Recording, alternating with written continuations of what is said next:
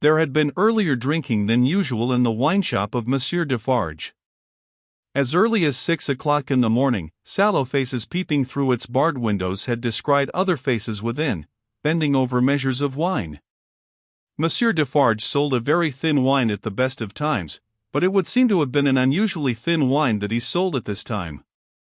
A sour wine, moreover, or a souring, for its influence on the mood of those who drank it was to make them gloomy. No vivacious bacchanalian flame leaped out of the pressed grape of Monsieur Defarge, but a smouldering fire that burnt in the dark lay hidden in the dregs of it. This had been the third morning in succession on which there had been early drinking at the wine shop of Monsieur Defarge. It had begun on Monday, and here was Wednesday come. There had been more of early brooding than drinking, for many men had listened and whispered and slunk about there from the time of the opening of the door, who could not have laid a piece of money on the counter to save their souls. These were to the full as interested in the place, however, as if they could have commanded whole barrels of wine, and they glided from seat to seat, and from corner to corner, swallowing talk in lieu of drink, with greedy looks. Notwithstanding an unusual flow of company, the master of the wine shop was not visible. He was not missed, for nobody who crossed the threshold looked for him, nobody asked for him, nobody wondered to see only Madame Defarge in her seat, presiding over the distribution of wine, with a bowl of battered small coins before her, as much defaced and beaten out of their original impress as the small coinage of humanity from whose ragged pockets they had come.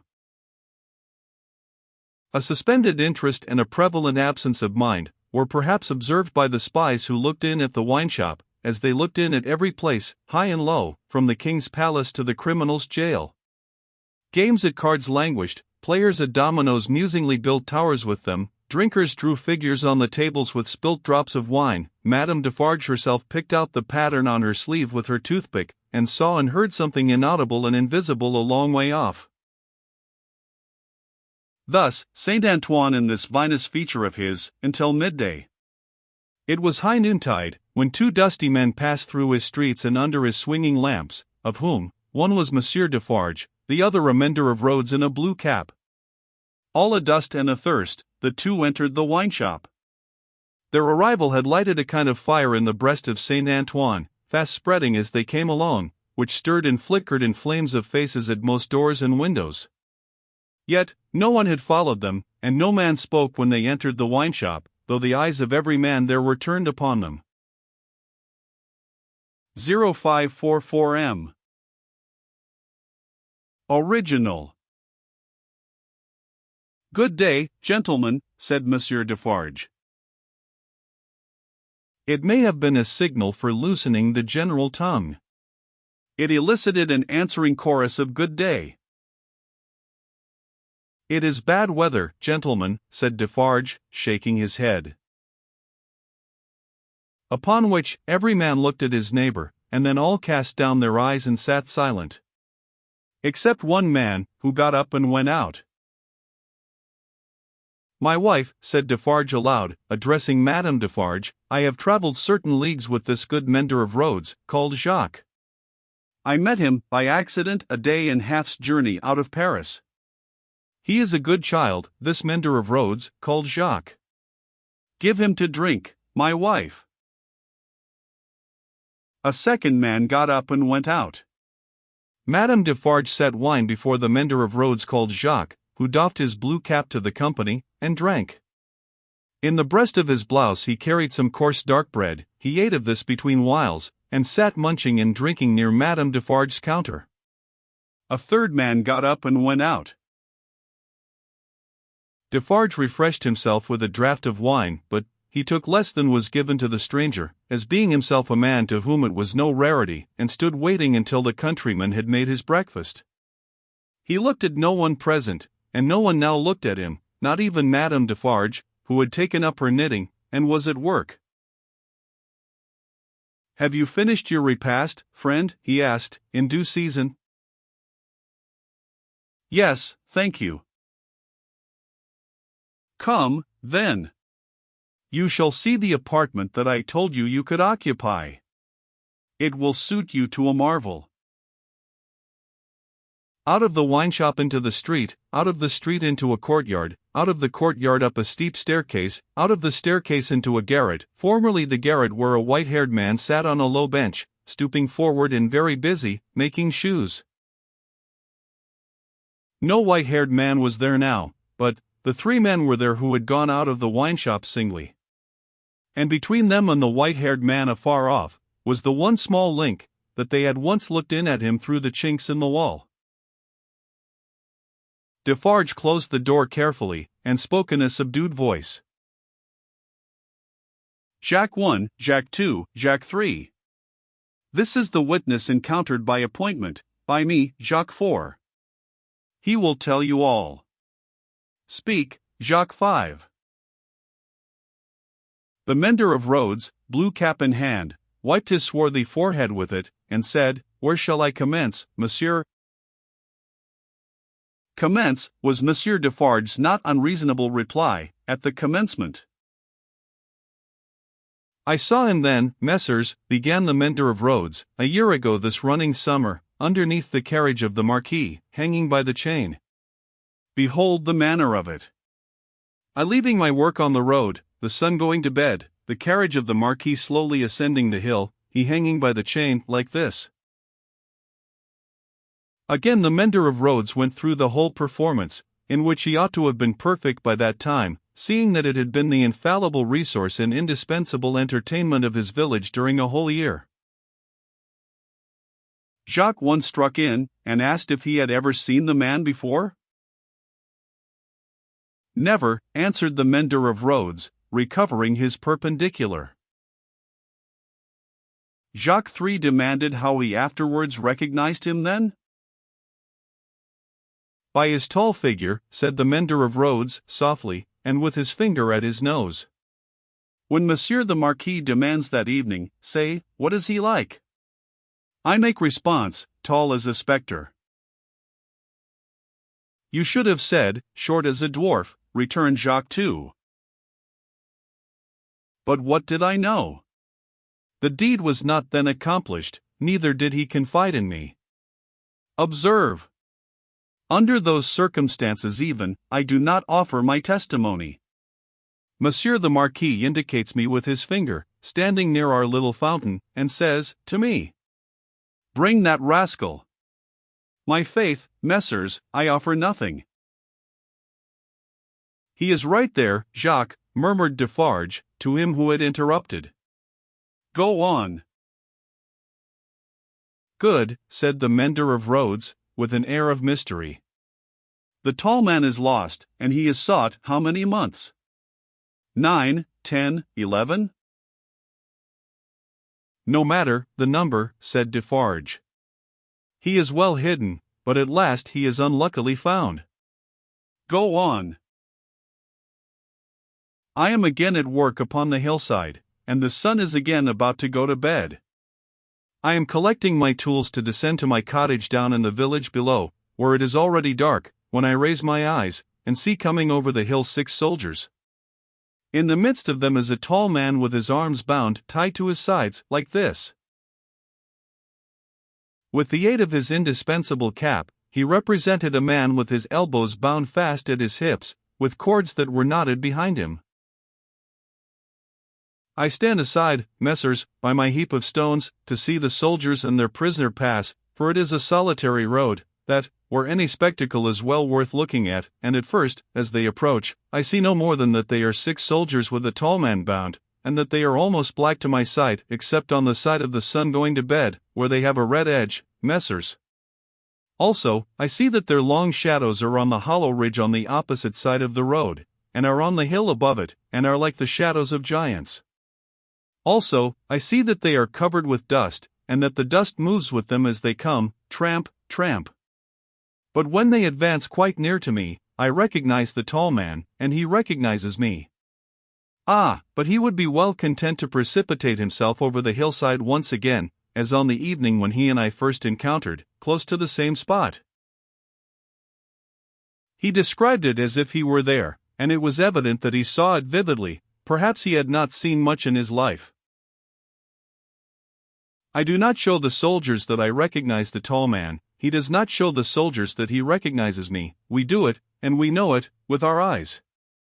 Come on, says the chief of that company, pointing to the village, bring him fast to his tomb, and they bring him faster. I follow. His arms are swelled because of being bound so tight, his wooden shoes are large and clumsy, and he is lame.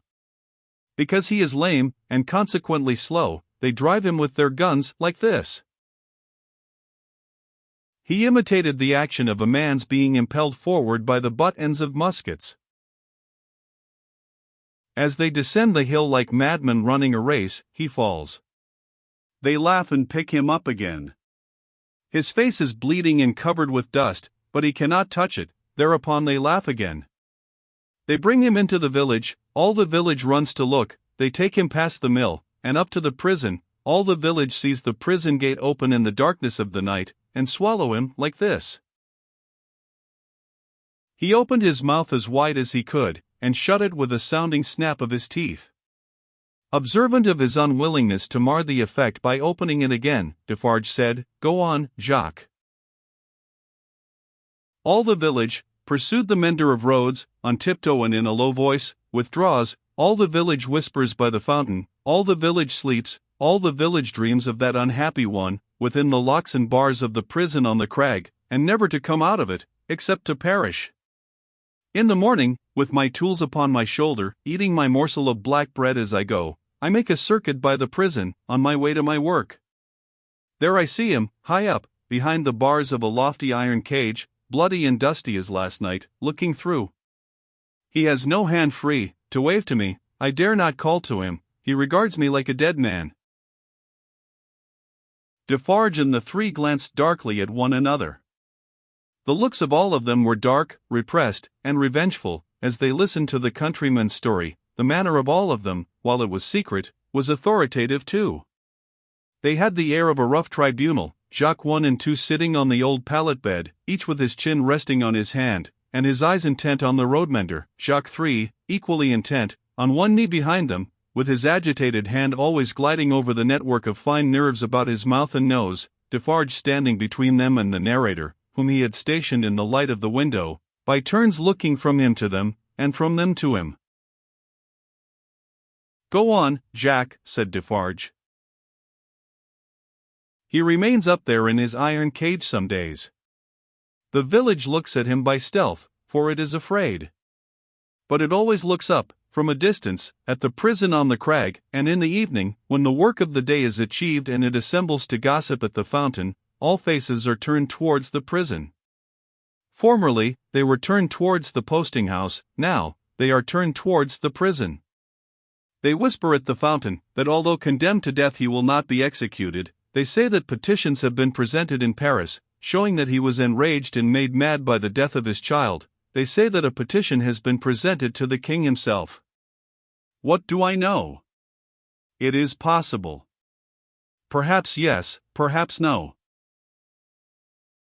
Listen then, Jacques, number 1 of that name sternly interposed. Know that a petition was presented to the king and queen. All here, yourself excepted, saw the king take it, in his carriage in the street, sitting beside the queen. It is Defarge whom you see here, who, at the hazard of his life, darted out before the horses, with the petition in his hand. And once again listen, Jacques, said the kneeling number 3, his fingers ever wandering over and over those fine nerves, with a strikingly greedy air, as if he hungered for something that was neither food nor drink. The guard, horse and foot, surrounded the petitioner, and struck him blows. You hear? I hear, messers. Go on then, said Defarge. Again, on the other hand, they whisper at the fountain, resumed the countryman, that he is brought down into our country to be executed on the spot, and that he will very certainly be executed. They even whisper that because he has slain Monseigneur, and because Monseigneur was the father of his tenants, serfs, what you will, he will be executed as a parricide. One old man says at the fountain, that his right hand, armed with the knife, will be burned off before his face, that, into wounds which will be made in his arms, his breast, and his legs, there will be poured boiling oil, melted lead, hot resin, wax, and sulfur, finally, that he will be torn limb from limb by 4 strong horses. That old man says, all this was actually done to a prisoner who made an attempt on the life of the late King, Louis XV. But how do I know if he lies? I am not a scholar. Listen once again then, Jacques, said the man with the restless hand and the craving air. The name of that prisoner was Damiens, and it was all done in open day, in the open streets of this city of Paris, and nothing was more noticed in the vast concourse that saw it done, than the crowd of ladies of quality and fashion, who were full of eager attention to the last, Jacques, prolonged until nightfall, when he had lost 2 legs and an arm, and still breathed. And it was done. Why, how old are you? 35, said the mender of roads, who looked 60. It was done when you were more than 10 years old, you might have seen it. Enough, said Defarge, with grim impatience. Long live the devil. Go on. Well. Some whisper this, some whisper that, they speak of nothing else, even the fountain appears to fall to that tune. At length, on Sunday night when all the village is asleep, come soldiers, winding down from the prison, and their guns ring on the stones of the little street. Workmen dig, workmen hammer, soldiers laugh and sing. In the morning, by the fountain, there is raised a gallows 40 feet high, poisoning the water. The mender of roads looked through rather than at the low ceiling, and pointed as if he saw the gallows somewhere in the sky. All work is stopped, all assemble there, nobody leads the cows out, the cows are there with the rest. At midday, the roll of drums. Soldiers have marched into the prison in the night, and he is in the midst of many soldiers. He is bound as before, and in his mouth there is a gag tied so, with a tight string, making him look almost as if he laughed. He suggested it, by creasing his face with his 2 thumbs, from the corners of his mouth to his ears. On the top of the gallows is fixed the knife, blade upwards, with its point in the air. He is hanged there 40 feet high, and is left hanging, poisoning the water. They looked at one another, as he used his blue cap to wipe his face, on which the perspiration had started afresh while he recalled the spectacle. It is frightful, messers. How can the women and the children draw water? Who can gossip of an evening, under that shadow? Under it, have I said? When I left the village, Monday evening as the sun was going to bed, and looked back from the hill, the shadow struck across the church, across the mill, across the prison, seemed to strike across the earth, messers, to where the sky rests upon it. The hungry man gnawed one of his fingers as he looked at the other 3, and his finger quivered with the craving that was on him. That's all, messers. I left at sunset, as I had been warned to do, and I walked on, that night and half next day, until I met, as I was warned I should, this comrade. With him, I came on, now riding and now walking, through the rest of yesterday and through last night. And here you see me. After a gloomy silence, the first Jacques said, Good. You have acted and recounted faithfully. Will you wait for us a little, outside the door? Very willingly, said the mender of roads, whom Defarge escorted to the top of the stairs, and, leaving seated there, returned. The 3 had risen, and their heads were together when he came back to the garret. How say you, Jacques? Demanded number 1. To be registered? To be registered, as doomed to destruction, returned Defarge. Magnificent, croaked the man with the craving. The chateau, and all the race, inquired the first. The chateau and all the race, returned Defarge. Extermination. The hungry man repeated, in a rapturous croak, magnificent, and began gnawing another finger. Are you sure, asked Jacques too, of Defarge, that no embarrassment can arise from our manner of keeping the register? Without doubt it is safe, for no one beyond ourselves can decipher it, but shall we always be able to decipher it, or, I ought to say, will she? Jacques, returned Defarge, drawing himself up, if Madame my wife undertook to keep the register in her memory alone, she would not lose a word of it, not a syllable of it. Knitted, in her own stitches and her own symbols, it will always be as plain to her as the sun. Confide in Madame Defarge. It would be easier for the weakest poltroon that lives to erase himself from existence than to erase one letter of his name or crimes from the knitted register of Madame Defarge. There was a murmur of confidence and approval, and then the man who hungered asked, "Is this rustic to be sent back soon?" "I hope so." "He is very simple, is he not a little dangerous?" "He knows nothing," said Defarge, "at least nothing more than would easily elevate himself to a gallows of the same height. I charge myself with him, let him remain with me, I will take care of him, and set him on his road. He wishes to see the fine world, the king, the queen, and court, let him see them on Sunday." "What?" exclaimed the hungry man, staring. "Is it a good sign, that he wishes to see royalty and nobility?" "Jacques," said Defarge, "judiciously show a cat milk, if you wish her to thirst for it. Judiciously show a dog his natural prey, if you wish him to bring it down one day." Nothing more was said, and the mender of roads, being found already dozing on the topmost stair, was advised to lay himself down on the pallet bed and take some rest. He needed no persuasion, and was soon asleep. Worse quarters than Defarge's wine shop could easily have been found in Paris for a provincial slave of that degree.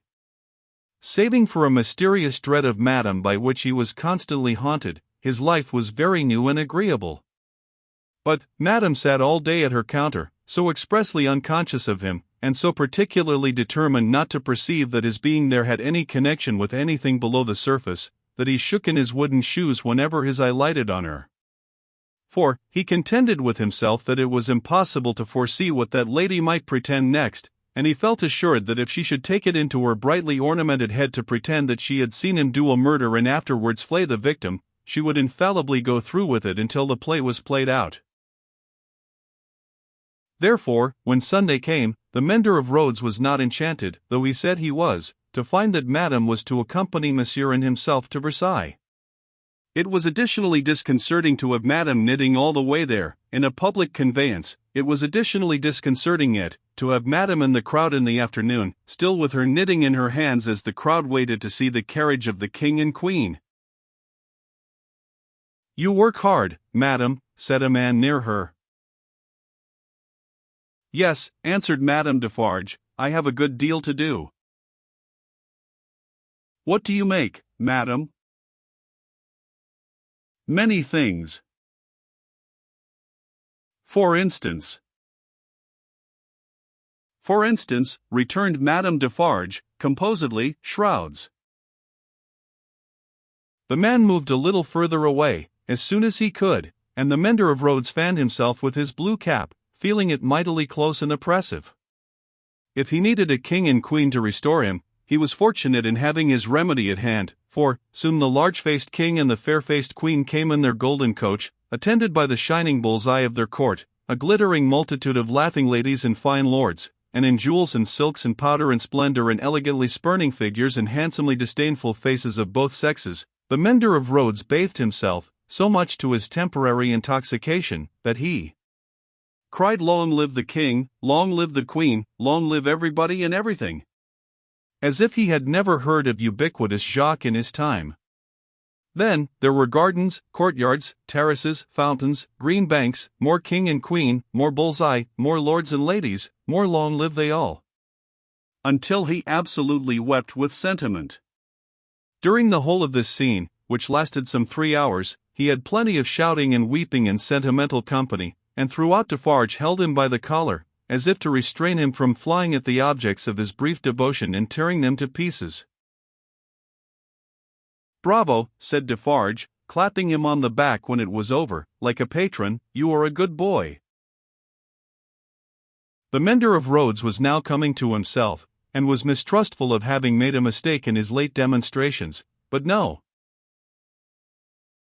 "You are the fellow we want," said Defarge, in his ear. you make these fools believe that it will last forever. Then, they are the more insolent, and it is the nearer ended. Hey, cried the mender of roads, reflectively, that's true. These fools know nothing. While they despise your breath, and would stop it forever and ever, in you or in 100 like you rather than in one of their own horses or dogs, they only know what your breath tells them.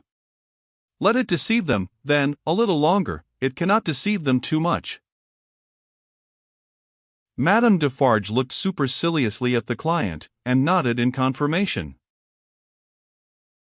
As to you, said she, you would shout and shed tears for anything, if it made a show and a noise. Say, would you not? Truly, madam, I think so. For the moment. If you were shown a great heap of dolls, and were set upon them to pluck them to pieces and despoil them for your own advantage, you would pick out the richest and gayest. Say, would you not? Truly yes, madam. Yes.